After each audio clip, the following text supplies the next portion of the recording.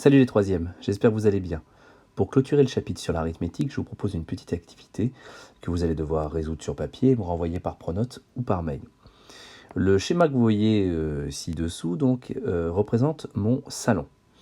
Donc ce salon est de forme rectangulaire, il a pour longueur 8,82 m et pour largeur 3,15 m. Vous pourrez convertir ces dimensions en centimètres si jamais cela est nécessaire. Je souhaite, comme j'ai gagné beaucoup d'argent à la cueillette de fraises, lors de la cueillette de fraises, je souhaite poser un nouveau dallage sur ce salon. Alors, le problème, c'est que ce dallage, j'aurai quelques exigences. Déjà, je veux que les dalles soient carrées. D'accord, premièrement. Ensuite, je veux que les dimensions du côté de chaque côté de mes dalles soient un nombre entier de centimètres. Toutes les longueurs sont possibles.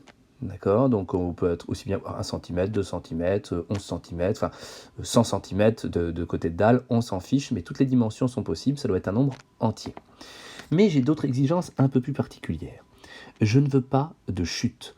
Autrement dit, mes dalles doivent parfaitement épouser ma longueur.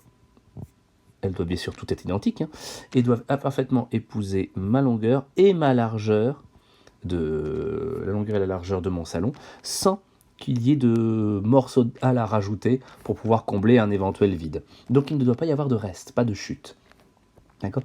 Et j'ai une dernière exigence concernant ces dalles, je veux qu'elles soient les plus grandes possibles. Vous allez voir en cherchant qu'il y a plusieurs tailles possibles et seulement certaines, justement, enfin il n'y en a pas une infinité, mais seulement certaines vont être possibles pour respecter les conditions que je vous ai données.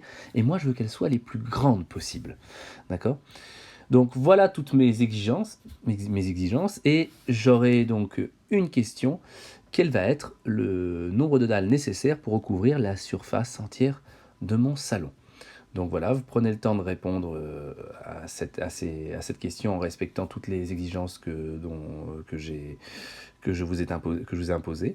Et ensuite, inspirez-vous des exercices déjà réalisés. Bien sûr, utilisez les méthodes qui ont été proposées dans le cours, notamment dans l'exercice numéro 4 sur la gourmandise.